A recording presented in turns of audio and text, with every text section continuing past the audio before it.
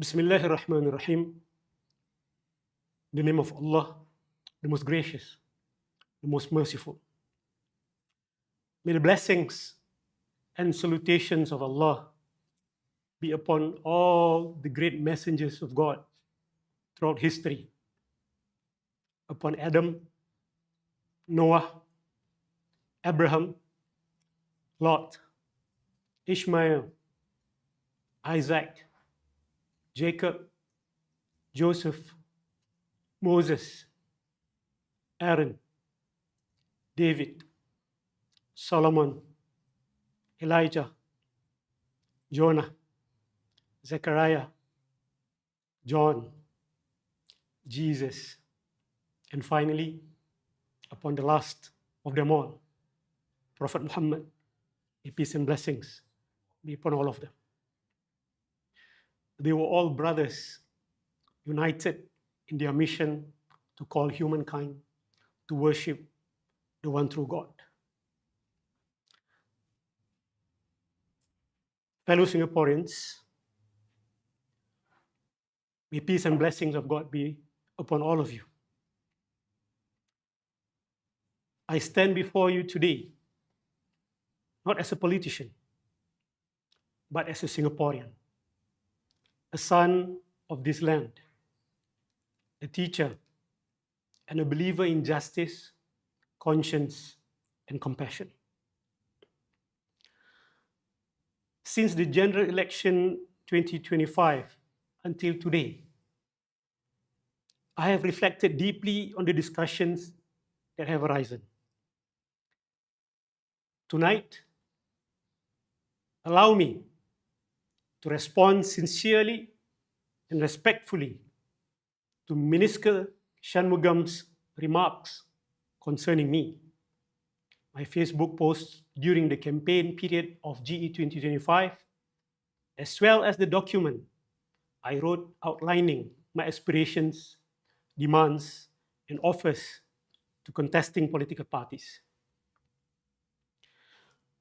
The minister's main concern, as I understood it, was regarding one of my Facebook posts during the general election, in which I urged Malay Muslim voters to vote for candidates who align with Islamic teachings, specifically those who reject the normalization of LGBTQ+ ideologies. And this call is not based on party nor identity lines, but on moral principles.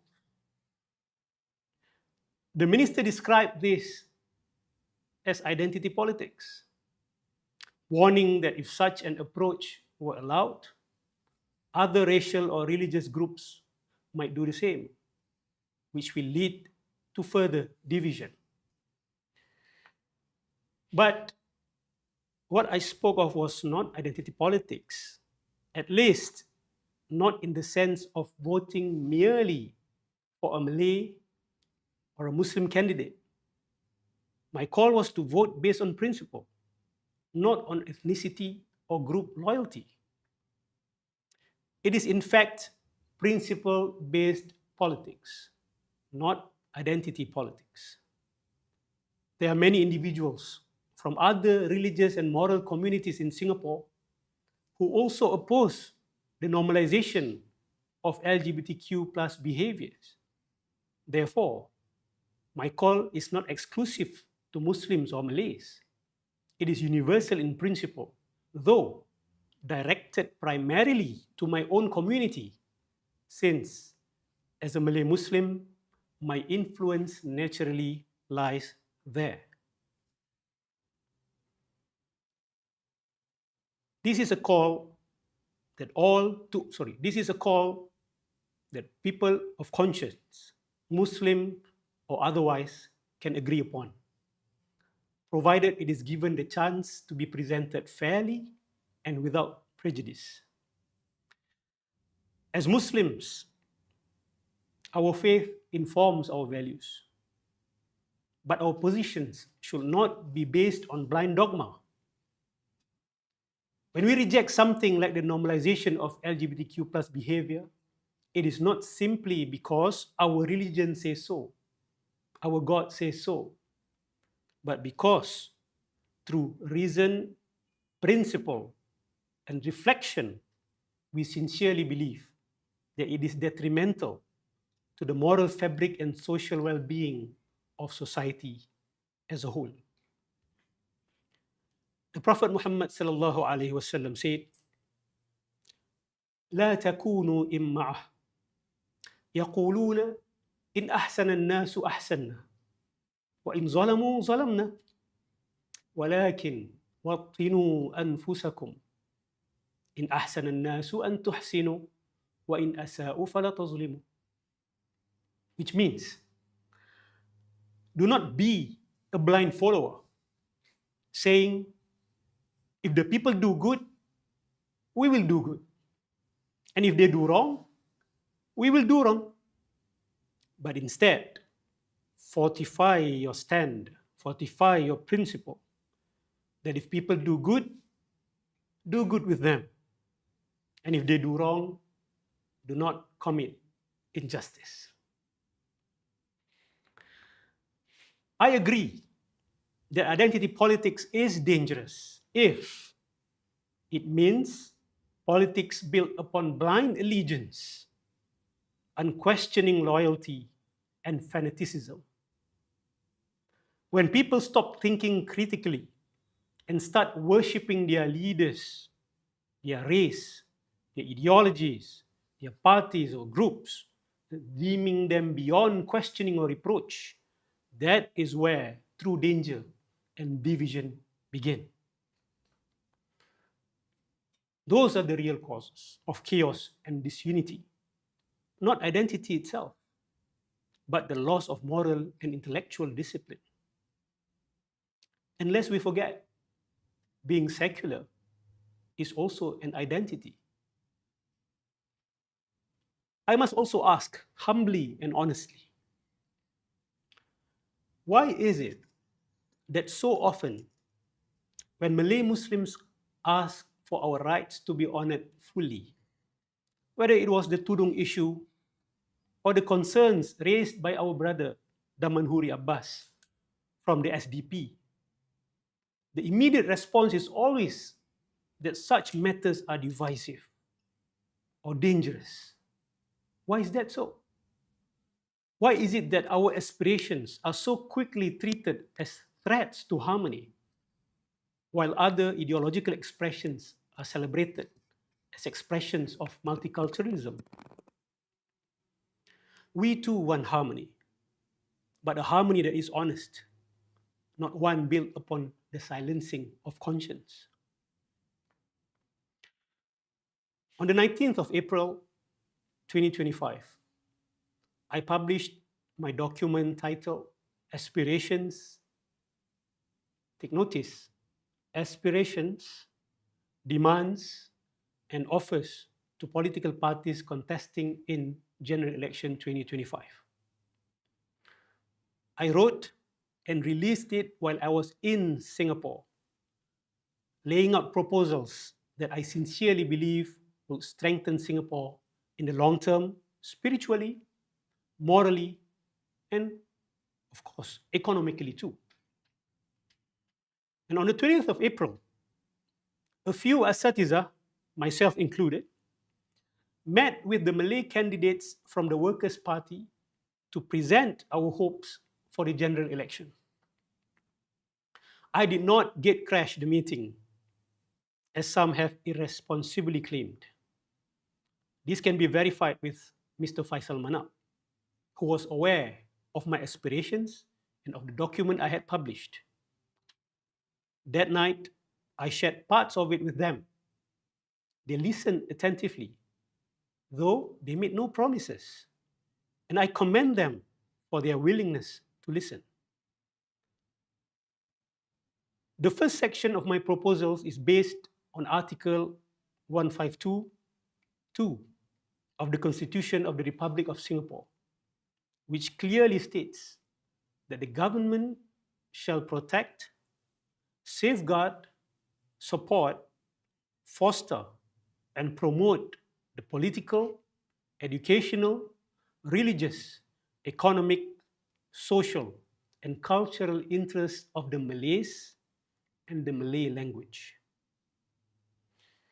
If that is so, then I must ask, is the Constitution itself engaging in identity politics?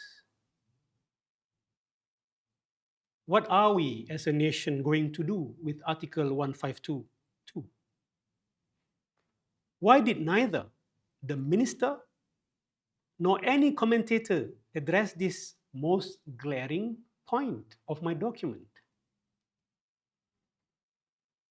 Let me state my position very, very clearly. I stand for meritocracy and multiculturalism. Why? Because both are in harmony with the teachings of my beloved religion of Islam. Allah subhanahu wa ta'ala says in the Quran, أعوذ بالله من الشيطان الرجيم إن الله يأمركم أن تؤدوا الأمانات إلى أهلها وإذا حكمتم بين الناس أن تحكموا بالعدل. Which means, indeed, Allah commands you to render trusts to those who are due them. And when you judge between people, judge with justice. This is meritocracy. And in another verse, with regards to multiculturalism, Allah subhanahu wa ta'ala said in the Quran, أعوذ بالله من الشيطان الرجيم يا أيها الناس إنا خلقناكم من ذكر وأنثى وجعلناكم شعوبا وقبائل لتعارفوا إن أكرمكم عند الله أتقاكم إن الله عليم خبير. Which means, O mankind, we have created you from a male and a female and made you into nations and tribes so that you may know one another. Indeed, the most honored of you in the sight of Allah is the most righteous, is the most pious of you. Our founding fathers affirmed these same principles at the time of independence,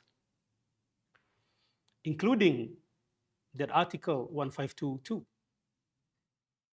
I am not asking for anything beyond what was already promised, only that those promises be honored fully. What I did was to extract beneficial resources from my religion and share it as a proposal to make Singapore better. Now let me refresh you of the content of my document. It is divided into two main sections. First, the demands. Yes, here I use the word demand clearly. The demands for the empowerment and renewal of the Malay Muslim community. Second, the aspirations for a better, more just, and more open Singapore for all.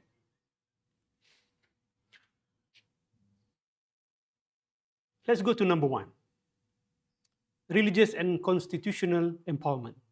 As I've said before, Article 152.2 of our Constitution recognizes the Malays as the indigenous people of Singapore and obliges the government to protect and promote their political, educational, religious, economic, and cultural interests.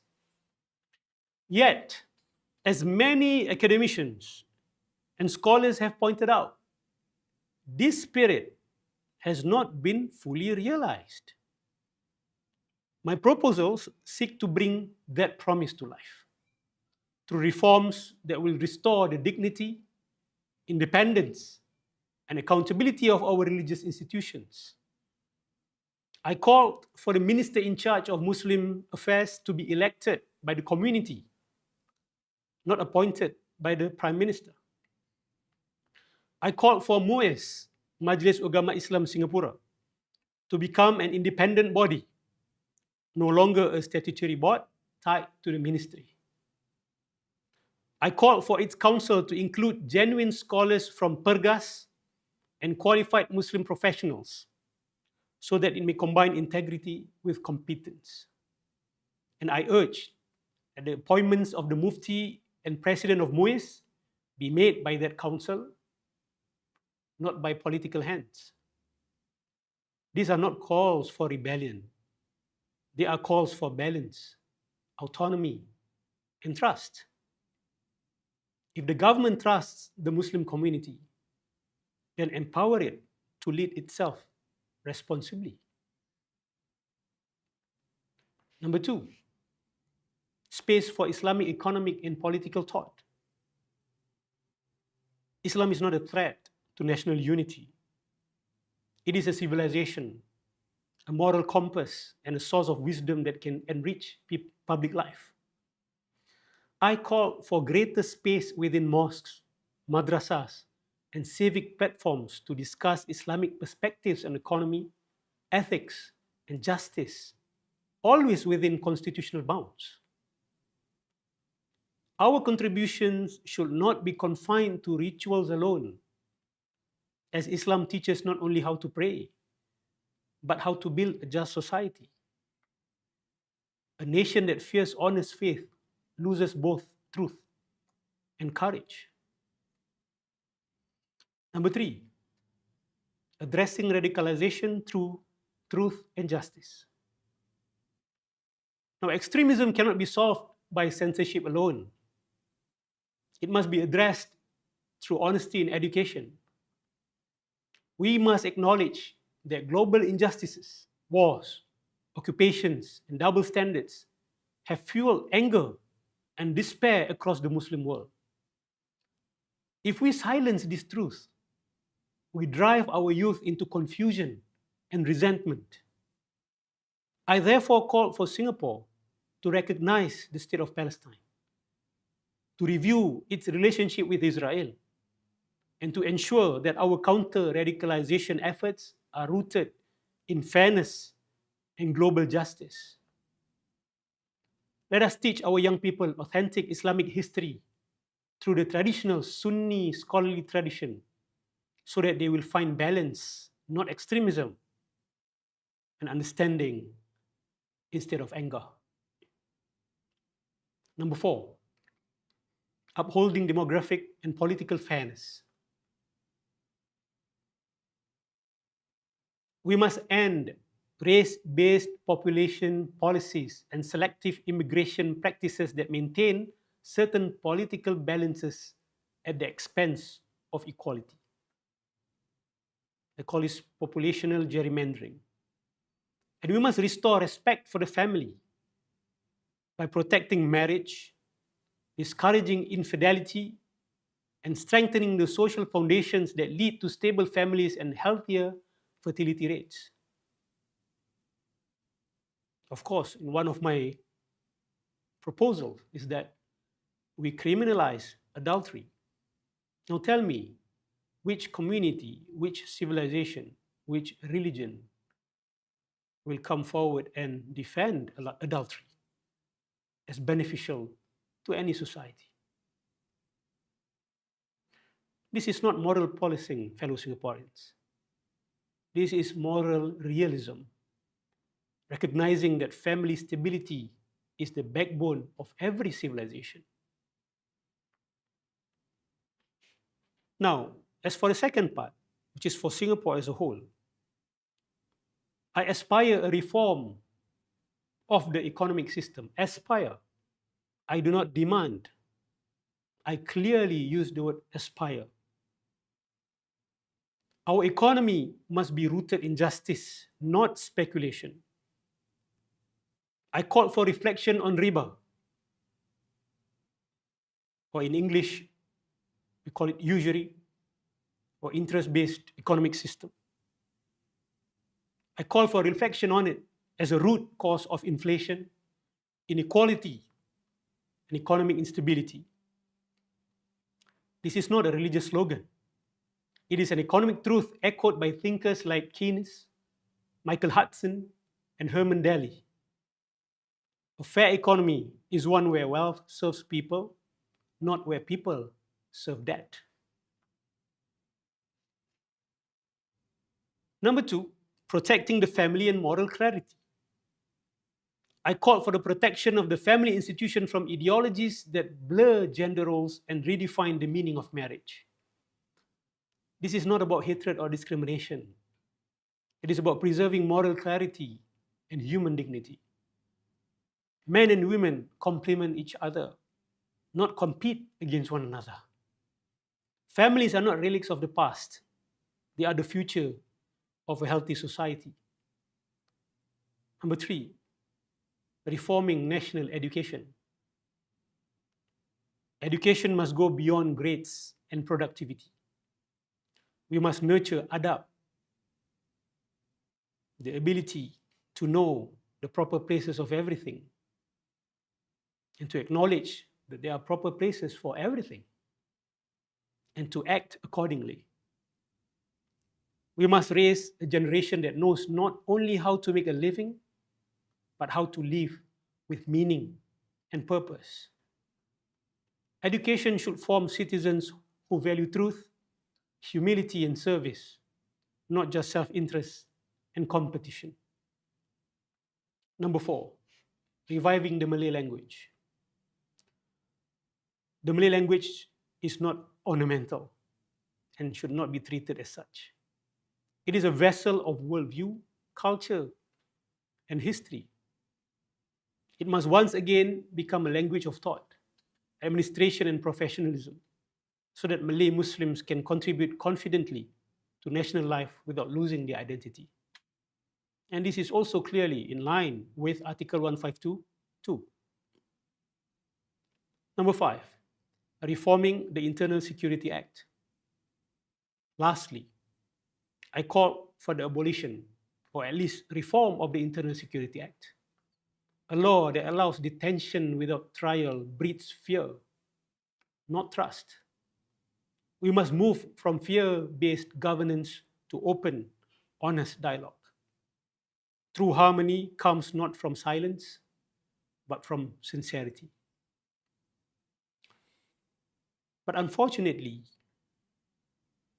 the respected minister described some of my aspirations as madness, absurd, and dangerous. Madness? Those are the clear and basic teachings and values of Islam. Disagreement is fine, debate is healthy, but why resort to such labels? If drawing from my faith to offer ideas for my country is now treated with suspicion and ridicule, what message does that send not only to Muslims, but to all people of faith who wish to contribute sincerely to the nation? Because of this recent episode, many online have accused me of being a radical Islamist or extremist based on distorted interpretations of my words. Some have even gone so far as to call me a terrorist.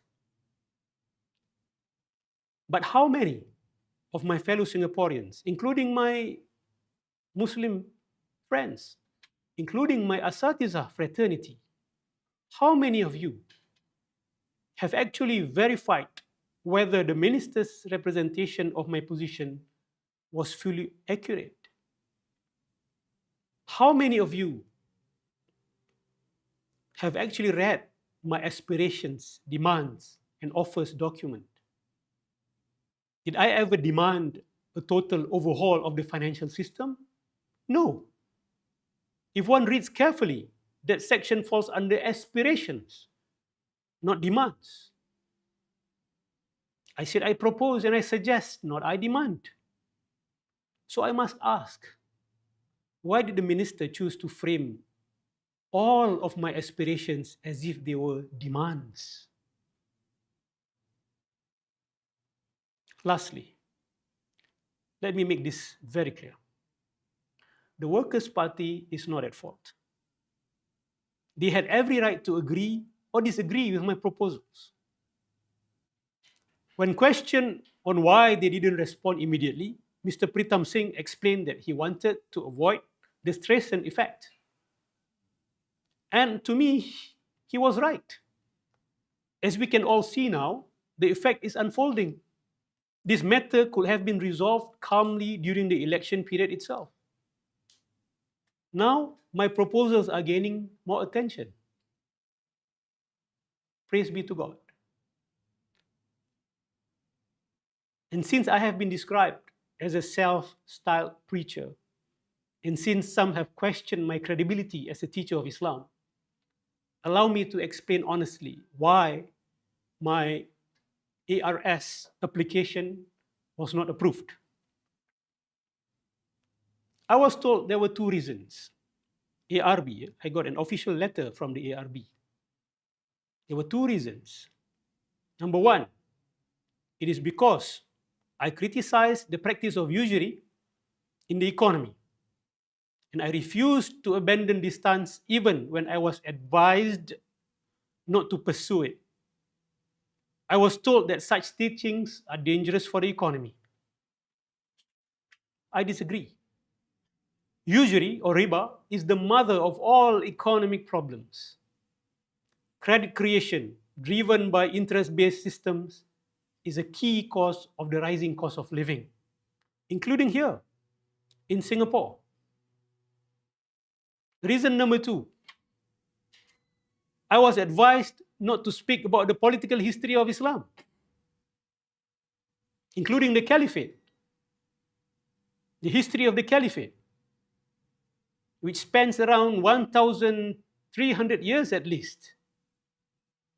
So I refuse to comply because I firmly believe that understanding that history helps prevent radicalism. Our youth need context and guidance, not silence, so they do not fall into the traps of extremist ideologies such as ISIS. You may verify this directly with the ARB if you wish, the Asatizah Recognition Board. And by the way, I sincerely hope that the minister will accept the debate invitation extended by Dr. Chee Soon Juan of the SDP on the topic, who is actually playing identity politics in Singapore. I believe it will be healthy, transparent, and much needed public conversation. In closing, I wish to say this. I love Singapore. I believe our diversity is not a threat. Instead, it is a divine test. A test of whether we can build a nation founded on justice without asking anyone to betray their conscience. My faith teaches me to stand for truth, not tribalism, for principle, not partisanship. By God's grace, I will continue to speak with respect and sincerity. And I hope our leaders will do the same, not by silencing or misrepresenting differing worldviews, but by engaging them honestly and fairly. May God guide us all towards justice, mercy, and wisdom. Thank you.